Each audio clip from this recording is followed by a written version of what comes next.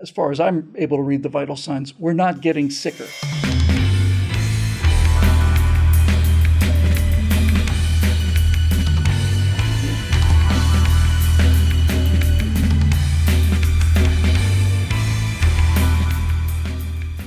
Hi, everybody. Welcome to the Virtue Signal. I'm Bill Whittle, and this is my friend Alfonso Rachel, and we try to talk a little more about the culture than about politics on this show. Zoe, a country, probably better to say a culture, it's a living thing. It's constantly changing. It's either growing or it's getting old and decaying. Maybe it's stasis. Who knows? But it feels like a living thing because it is. And because the culture feels like it's a living thing, I've often thought of it, especially in the last couple of years, as a person. And I think that some of the things that we do on this show is trying to diagnose the health of the patient so we can, at least identify what the proper medicine is. So in the last couple days, as we record this, something has happened in the culture that I think is enormously important. In fact, I think it's so important, given the trends, that I don't want to prestate the case, but just in terms of how I feel like this moved the patient out of the critical list and put it on the serious list. We're not out of the woods. Lots of things can still go wrong, post-surgery infections, any number of things. But I think this actually took us off the critical list. And here's why I think it was so important and what it was.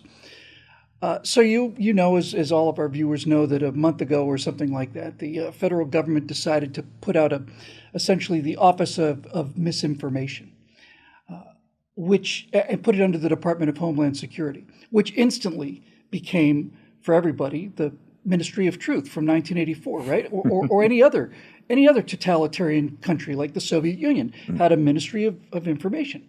And this would be the official story put out by the government, and anybody who disagreed with it would be punished, legally punished. And sure enough, Joe Biden decides that, whoever speaking for Joe Biden decided that would be a good thing to have here, because we can't have people speaking the truth, because if we did, lots and lots and lots of big questions would arise, and we can't allow that to happen. So this so-called proto-government agency was put in charge. It helped that the person they put in charge of it was a drama queen lunatic. It would have been much more dangerous if it had been somebody somber and fair looking, because the reason that would have been worse is because there should not be a Ministry of Information in this country telling us what's true. But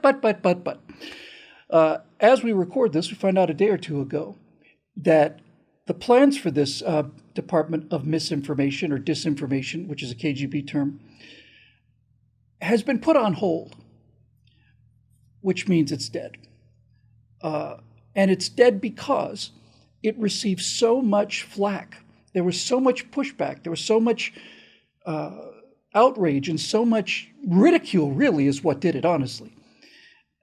And so it didn't, it looks very much like, again, as we're recording this, like it's just let's just forget that idea and it'll go down the memory hole along with the rest of this stuff.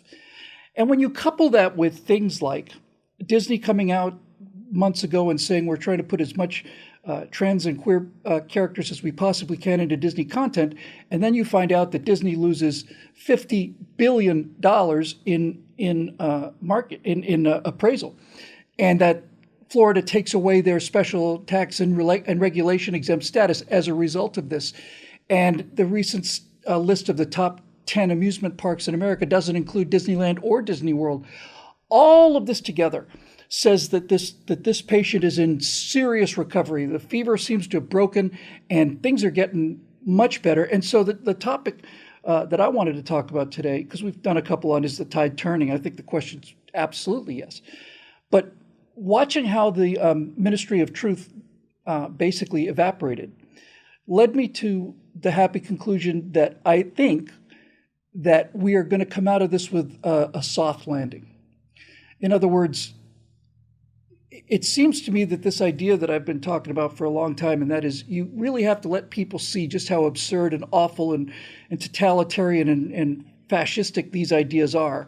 And until you let them live under it, they won't have any idea just how awful it is. I think this idea is bearing fruit because everywhere we look, these guys, the woke progressive crowd, are in full on retreat. And I don't think it's going to come to having to take states out of the union or ammo up. We're not out of the woods yet by any means, but it's feeling more and more to me every day that the American people have seen what these people are about and have decided they don't want any part of it at all.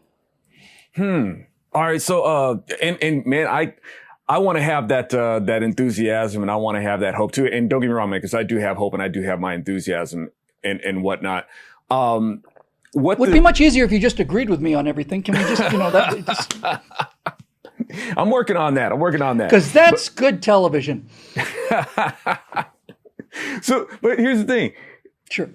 With what Democrats are doing, man, this stuff, it's calculated. It's not all about how much money they lose. It's about how much they gain in terms of their ideology. Even though it's like they've already planned for backlash. They've planned for things like people, I guess, waking up and not tolerating and stuff. That's not the long game, the end of the long game. They know that they're going to have these obstructions, but the damage has been done. And even though we might tear this down, but we're tearing down and may make a dust pile of what it is that they've done, but that's another dust pile that's going to elevate them to another thing for them to stand on for more damage that they can do.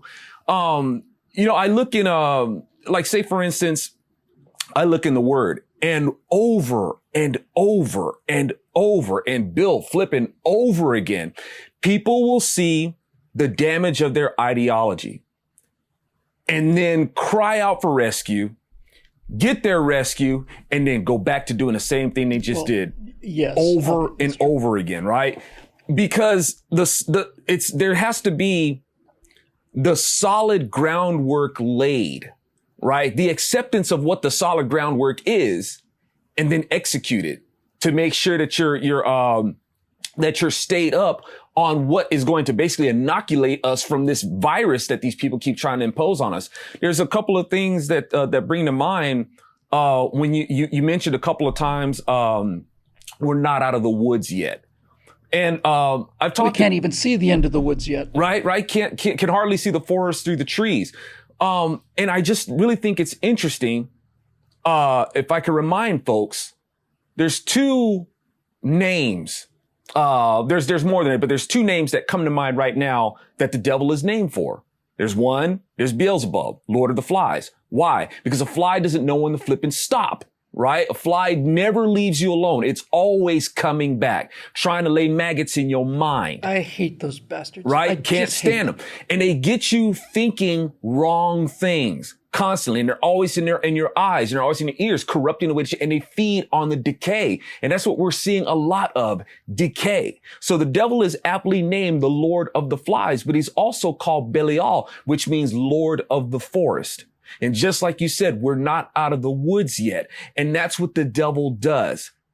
The forest is an enchanting place, and the devil's objective is to lead you deeper and deeper into the forest. And he masquerades as an angel light. Oh no, follow me. Right? Just go ahead and follow 100%. me. No, absolutely. So he's given these names, and that's where we are as people become enchanted by these things. And as we go deeper into the forest thinking, oh, this is the way out. And it's, dude, we've been walking around in circles the whole time.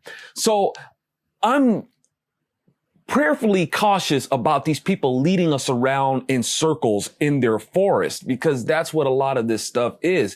And I mean, like I said, I have hope, but my hope is not in, and I don't mean to sound condescending or dismissive of people. I don't mean to sound that way at all. My hope is not in people. My hope is in what the Lord can do through people.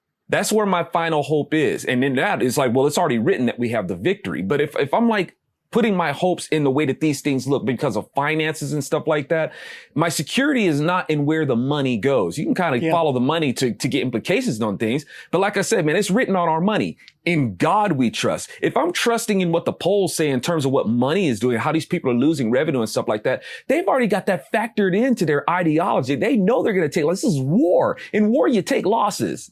All right. So my indication is not in that. And how I gauge these things, because that stuff can definitely lead you askew and we end up being very disappointed. And this stuff happens over and over and over again. Well, I'm certainly not above beating an analogy into a bloody pulp on the floor. If this idea of being lured into the dark forest is and that's a great visual, and it's not just a great visual, it's a great parable. But it seems to me from the geostationary orbit that I try to stay in that they've been leading us into the forest for pretty much my entire life. And for the first, I don't know, up until 10, 20 years ago, I didn't even realize it. 20 years ago, I started getting worried because it's starting to get a little dark around here. And 2 years ago, I thought, okay, we're lost, and we're just going to keep going until we get to the gingerbread house where the witch is, But everywhere I look, I see signs of the entire culture saying, whoa, whoa, whoa, whoa, whoa, whoa.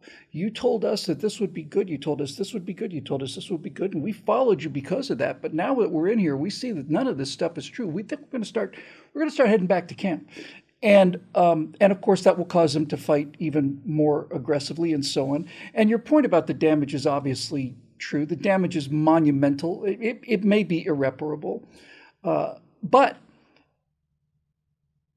you can't recover from a sickness until you stop getting sicker. You know what I mean? There comes a point where the fever has to break, and you may still be in recovery for months or years in case of cancers or something. It can be long, long time. But you can't actually begin to recover and rebuild these systems until they stop getting worse. And to me, that's what I'm seeing. I'm reminded of Winston Churchill's line. I think it was during the I think it was in '43 during the African campaign when he said, the Allies were finally starting to turn it around, and he said, "Look, this isn't the beginning of the end, but it may be the end of the beginning." And that's how things feel to me. All across the board, people are rejecting this stuff. Now, to get to your much deeper point, I suspect that why this is happening is because the religious and moral immune system of this country was so unbelievably strong to begin with that it has managed to weather this viral infection and stay alive. But I agree with you on this completely, that in order for a full recovery to happen, in order to get back to the place where it's a healthy, functioning society, it's not just a question of walking out of the forest. You have to get some medicine. You have to get an inoculation, and that's going to come from the moral end. That's going to come from all of the policies of progressivism, at least as I see them, are policies that when you run it right back to the source, even if you go past follow the money, it all comes down to follow the me, right? This is what I want to do. I want this money. I want this sexual power. I want this power. If I'm a person who's got a bunch of abnormalities, I want those abnormalities normalized throughout society so that I don't feel, crazy. And so on the biggest possible picture, to me, it seems like we've been getting sicker and sicker and sicker and sicker and sicker. And now for the last couple months, but especially with this, and especially in the way it happened, we didn't have to sue. We didn't have to threaten to secede. We didn't have to do anything. It just got laughed out of existence. And it got laughed out of existence because it is still, on some level, a fundamentally healthy society, despite the astonishing damage that's been done and the enormous amount of work we have to do to repair it. So now maybe the thing to do is to talk about, okay, so if this theory of mine is correct, and we're no longer getting sicker, what do we do to not only speed our recovery out of this, but make us healthy enough so that the cultural body starts to repair all of the organ damage that was done to it during this horrible disease? Oh man, I hear you. It's the order that we have is to be salt and light, right? And salt is a preservative. Whereas is one of the reasons why, just like you mentioned, our republic has sustained for so long is because it was founded on this principle. It's founded on biblical principle. And that is the salt that's necessary to help preserve this republic. It's unlike any place in the world. I want to stop just for 1 second, because what you're saying is so important. And I had always known that salt was a preservative, but it never occurred to me that the biblical or historical value of salt was that it was a preservative. I always just thought, oh, you want salt? Okay, because it's for seasoning. But no, it was the only way that ancient man knew to preserve food. It was the only way to survive. Yes. Winters was through salt. Salt is what kept people alive. Salted meat will last through the winter, and I'd never thought of it that way. So that's a great way to think about salt. This is a life-preserving force. Indeed. And the word itself is the meat. That is the meat that we're supposed to get out there and keep preserved and have the freedom to be able to tell of it. And salt, of course, just like you said, is flavor. And we're supposed to make the meat flavorful. And that's something that we haven't done, especially like, when people talk about, conservative messaging or even Christian messaging, the salt has been very reserved. It's like, man, use the salt. Okay. We have to make these narratives flavorful. See, unfortunately, liberals, they use that salt. They use the salt, salt, MSG, any other artificial stuff that they can put in there and over-process stuff and tell you that it's natural. High fructose corn syrup, that's really delicious too and make you crazy sick. Yeah, they're going to feed us all this junk and tell us that they care about our health. So, but we're the ones who are supposed to be using the salt. We're the one who are supposed to be using the honey and stuff like that and remind people that the law is supposed to be like honey in your mouth. It's sweet. But that's something that we haven't, really been doing. So, in preserving this republic, we're supposed to be that salt to preserve, and we're supposed to be making it flavorful. And if it's not done and it loses its savor, then it's no good anymore. And then people end up trampling on it. You just might as well toss it in the dirt and it's no good to anymore. So these are the things that we're supposed to be doing. And, if we don't get back to that, if we don't have that stable foundation to do that, and we try to do these things on our own narratives, we're just going to keep going, deeper down. We're going to repeat the same mistake. It looks good, man. It's like, don't get me wrong. It's great. But as the liberals say, is it sustainable? Because there's going to be another wave of cray-cray that's going to come in and level it. And then we got to rebuild again. What are we going to do in terms of, now that we see that we're tired of it, and the fever is broken now that, there might be some sort of, disease that has left, us not in the good shape that we were in before. Now we have to fight from this, another state. Are we going to, let me put it like this.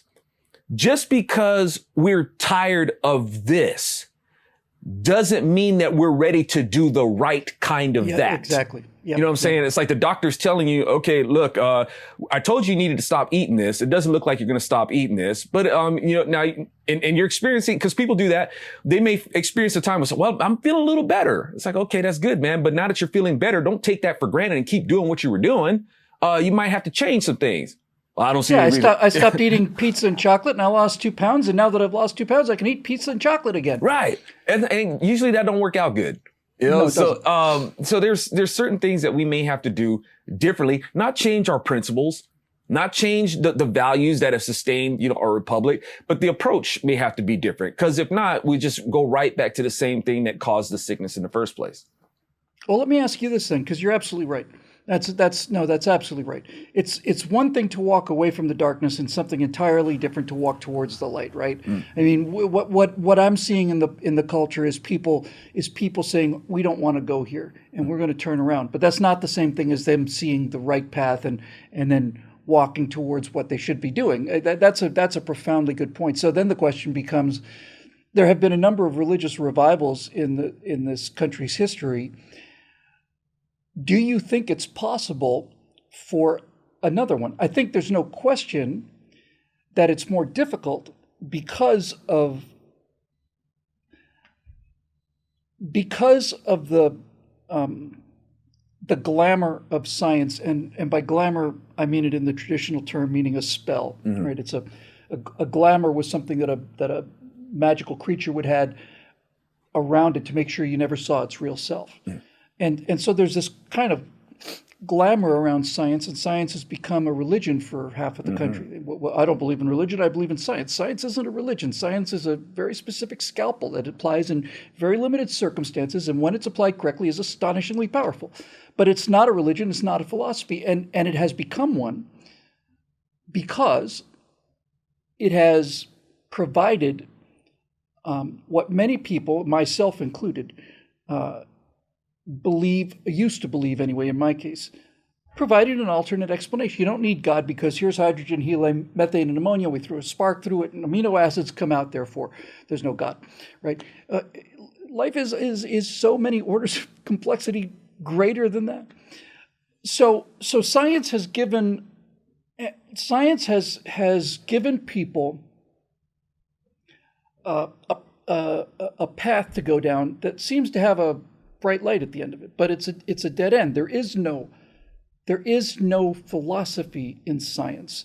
There is no understanding of life in science. There is no moral code in science. There's no redemption in science. There's no nothing. It is a profoundly good way of finding out what's going on here on planet Earth in this physical world. So do you think that because this alternative is out there and so big in the public consciousness and so shiny, although it's getting a lot less shiny lately as it becomes more and more politicized, do you think that a religious revival is possible in this country? I hope not. Okay, let me rephrase that because I understand. I know exactly where you're going. Do you think a spiritual revival is possible in this country? I hope not. No, and the reason why I say that because even demons are spiritual. The devil, the devil is spiritual. How about a Christian revival in this country? Okay, now we're getting somewhere. Okay, so it's just like you said. Science is not a religion, but people treat it religiously. Yes. And even where now I'm going to go on the flip side of that and let folks know that I worship science. I do, because that's what God is. Science just means knowledge. It means awareness. God is the omniscience. He's the all science. Do I follow that science? Absolutely I do. But is my God a religion? No, he's not a religion. I don't follow religion. I follow Jesus. So all that to say is just like you said, when you talk about science is for us, science is acquiring the knowledge of how things work, right? The science of, when we're looking at the science of biology or astronomy or archaeology, these different sciences, right? That we want to build our knowledge in. And that's what it all is, Bill, it's discovery. It's discovery of how things work. I marvel at the engineering of it. Right? It didn't engineer itself. Nature, is a facility that the facilitator put in place to make these things happen. As the word says, the sons of God shouted for joy when the Lord laid the foundations of the universe. All these elements are orchestrations of how all these things work, down to just microcosmic to macrocosmic levels. He engineered it. So in terms of a revival, in this country, it's just like you said, even science has a glamour around it. The devil, Lucifer. When we say Lucifer, we're talking about light. That's what the name is actually referring to. It refers to light, the light bearer. Bringer of light, yeah. Right? So he has this glamour, right? He has this masquerade about him. And right now, one of the biggest tools that he has right now is the fashion of science. Science makes you look woke. Science makes you look like you're enlightened, you're intelligent. Makes you look smart, yeah. Makes you look smart. Yeah. You don't believe in these fairy tales or anything like that of how, this God, this flying, sky God or anything like that. But at the same time, one has to rely on theories of how these things came about that really, when you follow them to the conclusion, sounds just as fantastical or fairy tale oriented as what the Bible has offered. So, and when you have a person who is recorded in history by both, those in fidelity and even those who are secular say, yeah, this guy was here, who can attest that, yeah, man, I was the one who was there to observe. If we're talking about something that is observable in nature, I was the guy who was there. I came back from what you guys feel it happens to a person in the natural. I came back from that to testify. Yeah, dude, I've always been here. And I can testify to what I observed and for what I laid the foundations for. Why would I believe anybody else's writings opposed to this person's writings? So when you speak of a revival, if we can have and once again, it's just coming down to this agreement. What are we going to agree to in terms of this revival? If we can't agree You know, and I know people sound like, oh, Zoe, it sounds like you're trying to push your religion or anything. No, I'm not. We're asking for a solution, right? Well, this is the solution that I'm putting on the table. The solution is here. Unless we can agree on this, according to what this person has said, according to who he says he is in his testimony that was recorded by witnesses, this is just going to keep, in the natural, things decay. And that's where we're going to do what we're going to do. We're going to spiral in decay unless we're going to use that salt and see if we can preserve this thing. The salt of the earth. Yes, that's right. So my theory is that the Christian values that were baked into the structure of this country and baked into the culture were so strong that even after all of these 4 or 5 decades of direct assault, for example, look, the reason that you have to have Christianity have a functioning democratic republic is because the essence of Christianity is that you have an internal judge.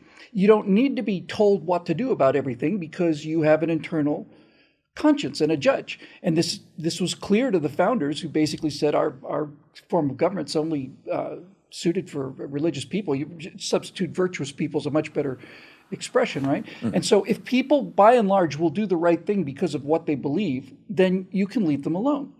And if they don't, then you got to have police and security cameras and prisons and all the rest of this stuff, and ministries of disinformation. So it's built into the freedom. Now the question is, how do you get people to recognize that and kind of head back in that direction? I suspect that any kind of a moral and virtual revival is going to have to be predicated on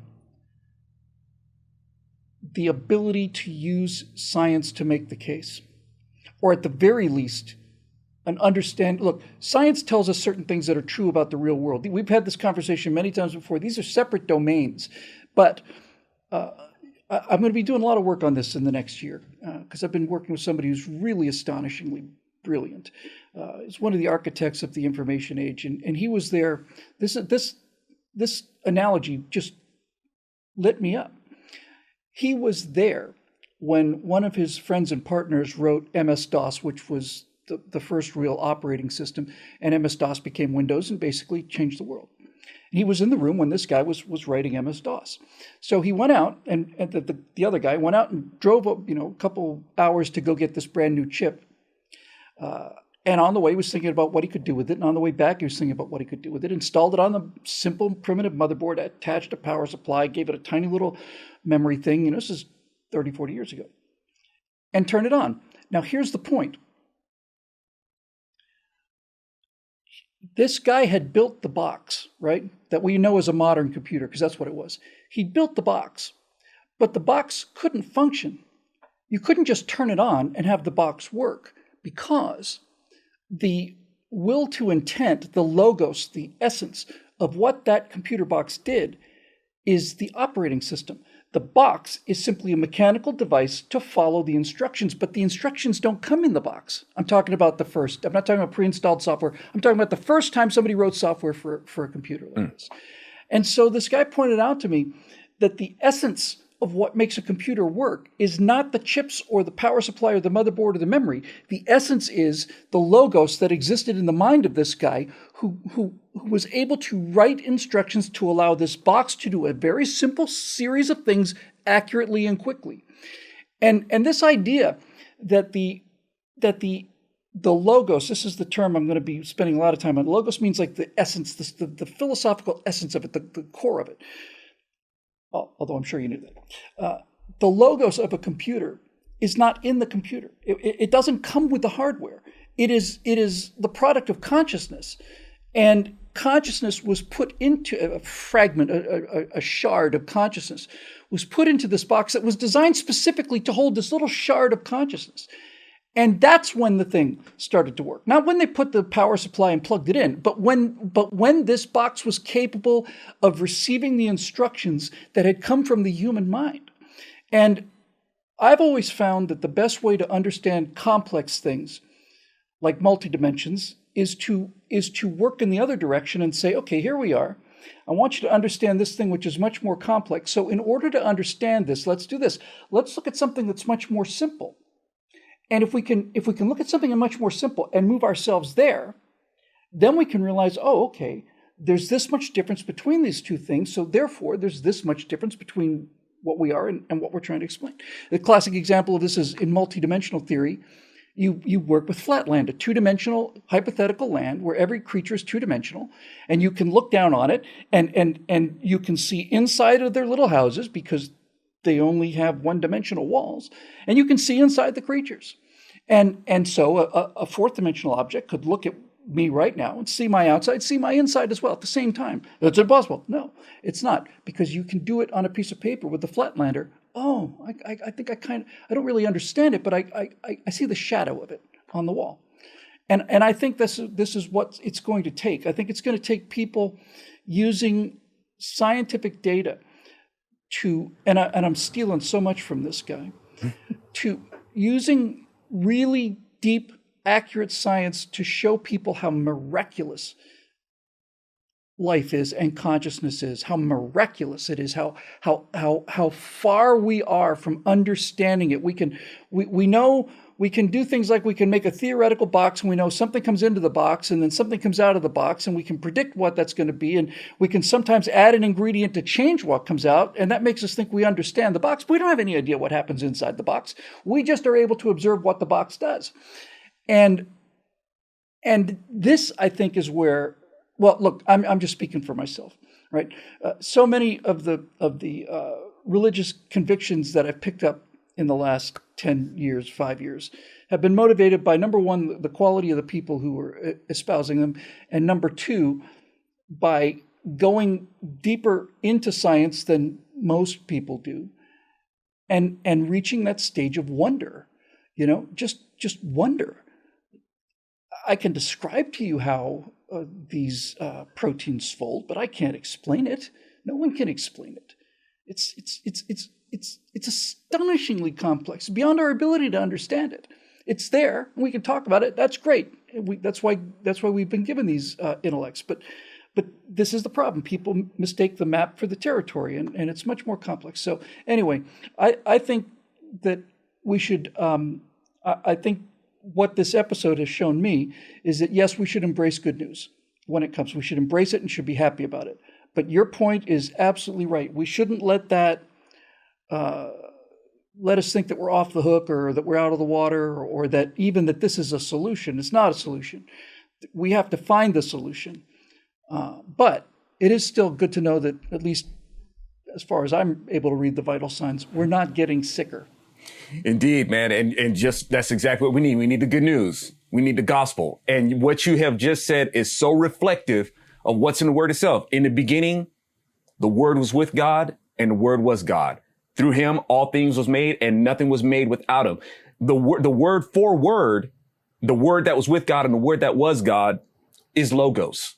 That's the word that's used. And we're talking about the awareness, the intelligence, the law, all those things, the spark of what happens. And the spark, that's the word. And it's not going to happen. This is just a box that just exists without him going ahead and putting the information, breathing the life into it, and making that spark. What you just said is just totally reflective of that. That's heavy, man. Well, human beings are as successful as we are because we're astonishingly good. We're better at the ministry of truth than those people that Biden hired. I am. And fortunately, I'm working for the good guys, or at least I'm trying to get into heaven anyway. I'm doing my best. But humans are adaptable. We live in the poles, and we live on the equator. We eat everything. We eat everything in the world. We eat grasses, insects. We eat birds. We eat fish. We eat mammals. We eat reptiles. We eat everything. So humanity has been successful because of our adaptability. And you can look at that as humanity being a particularly good